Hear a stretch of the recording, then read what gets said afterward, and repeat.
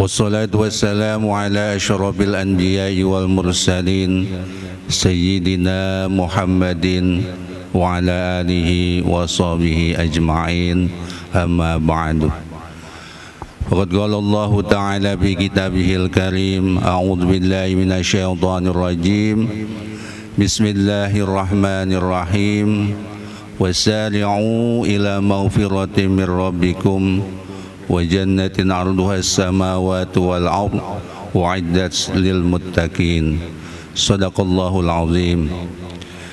Al-Mukarramun, para bapak, ibu-ibu jamaah sholat zuhur Masjid Al-Barkah Pemerintah Kota Bekasi yang saya hormati,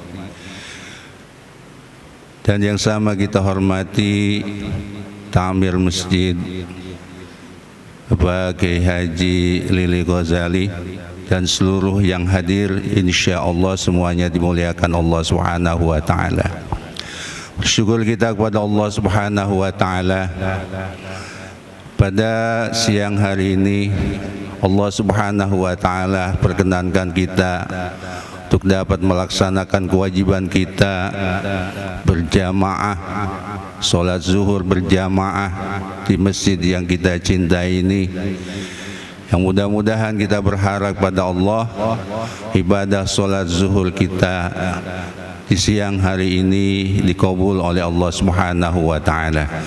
Selawat dan salam senantiasa kita sanjungkan kehadiran baginda Nabi Muhammad sallallahu alaihi wasallam yang telah menghantarkan kita minaz zulumati ila nur. Begitu pula untuk para keluarganya, para sahabatnya, para pengikutnya, para tabi'in wa man tabi'ahum bi ihsanin ila yaumiddin, dan kita sebagai umatnya mudah-mudahan mendapatkan syafaat dari baginda Nabi kita Muhammad sallallahu alaihi wasallam. Para jamaah sekalian yang berbahagia, baginda Nabi kita Muhammad sallallahu alaihi wasallam pernah bersabda, sab'atun yuzilluhumullahu fi zillihi yauma la zilla illa zilluh.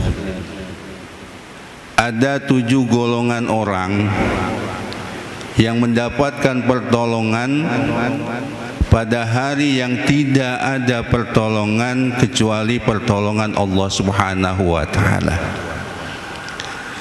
Karena di hari itu, kata baginda Nabi kita Muhammad sallallahu alaihi wasallam, kita semua dalam keadaan telanjang, tidak mengenakan pakaian sehelai benang pun. Kita tidak beralas kaki, tidak mengenakan topi. Sementara matahari itu hanya 1 mil di atas kepala kita. Tentu keadaan itu sangat panas sekali, sementara kita tidak ada tempat untuk kita untuk berlindung. Tidak ada gedung, tidak ada rumah, tidak ada pohon. Disitulah hanyalah pertolongan Allah Subhanahu wa Ta'ala yang Allah berikan kepada 7 golongan ini. Siapa mereka yang mendapatkan pertolongan Allah di hari ini? Yang pertama, kata Nabi kita Muhammad sallallahu alaihi wasallam, imamun adilun, imam yang adil. Siapa imam yang adil?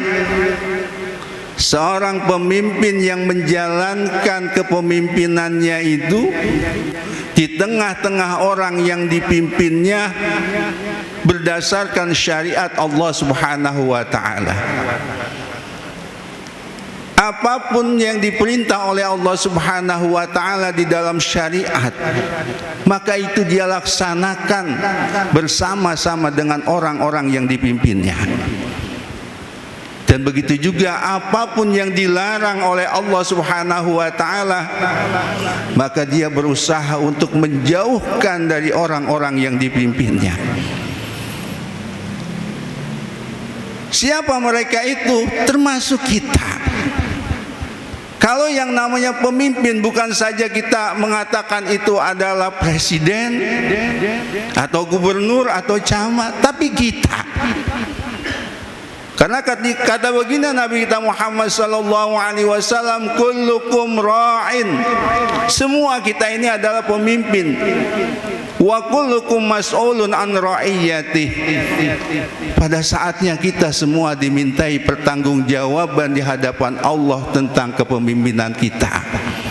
Mudah-mudahan kita di dalam kita melaksanakan kepemimpinan kita di tengah-tengah keluarga kita. Ibu-ibu menjalankan kepemimpinannya di tengah-tengah rumah tangga suaminya. Kita dapat melaksanakan kepemimpinan kita itu berdasarkan syariat Allah Subhanahu wa taala, sehingga kita termasuk dari pemimpin-pemimpin yang adil dan termasuk dalam 7 golongan yang mendapatkan pertolongan Allah Subhanahu wa taala di hari itu. Yang kedua, ma'asyiral hadirin rahimakumullah, wa syabun nasya' fi ibadatillahi ta'ala. Seorang pemuda yang tumbuh berkembang, yang senantiasa dia ibadah kepada Allah Subhanahu wa taala. Betapa kita merasa bangga, betapa kita merasa berbahagia kalau kita menemukan pemuda-pemuda, kita mendapati pemuda-pemuda, atau kita memiliki pemuda-pemuda yang senantiasa ibadah kepada Allah. Ketika menjelang waktunya sholat, dia sudah berduyun-duyun datang ke masjid-masjid. Ketika waktunya mengaji, dia datang untuk mengaji kepada guru-guru. Ketika waktunya dia belajar, dia melaksanakan belajar sesuai dengan ketentuan sekolahnya masing-masing.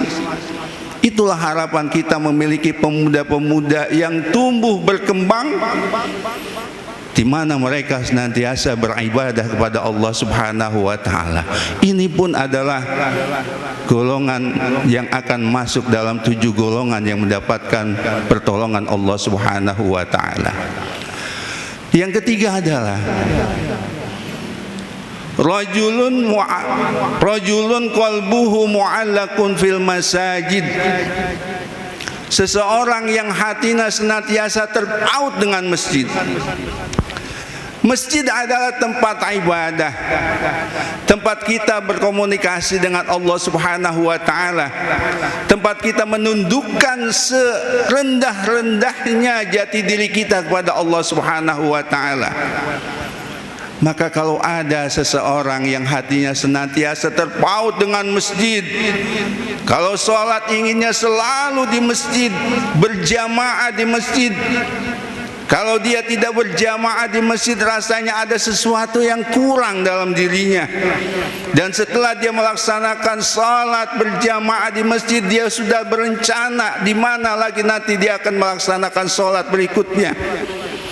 Di mana di situ ada ta'lim, ada pengajian di masjid, selalu dia berusaha untuk mendatangi, untuk belajar kepada ulama-ulama di masjid itu. Dan kalau ada masjid yang sedang dibangun, yang sedang dalam pemugaran, maka hatinya itu ingin untuk membantu masjid itu. Orang-orang yang senantiasa hatinya ini terpaut dengan masjid, insya Allah akan termasuk dalam 7 golongan yang Nabi katakan akan mendapatkan pertolongan dari Allah Subhanahu wa ta'ala.